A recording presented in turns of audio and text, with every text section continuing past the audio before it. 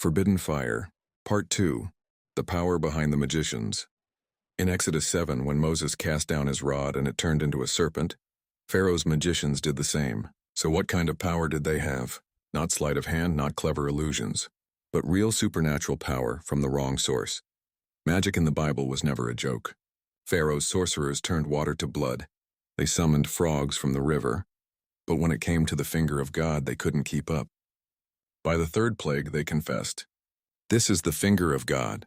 Exodus 8:19. These weren't harmless court entertainers. They were spiritual counterfeits empowered by darkness. And they weren't the only ones. In Numbers 22, a prophet named Balaam had supernatural gifts.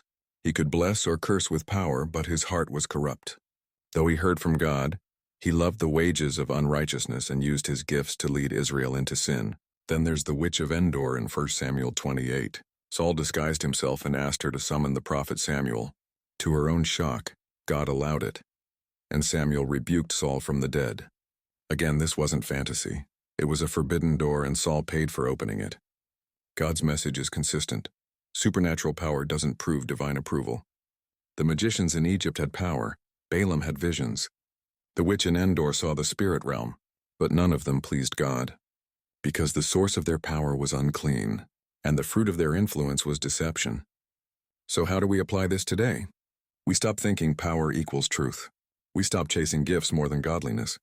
And we remember the enemy still transforms into an angel of light, just because it works, just because it moves people, just because it seems supernatural, doesn't mean it came from God. In the end, the Spirit and the Word must agree. And if the power behind it doesn't glorify Jesus and lead to holiness, it's forbidden fire.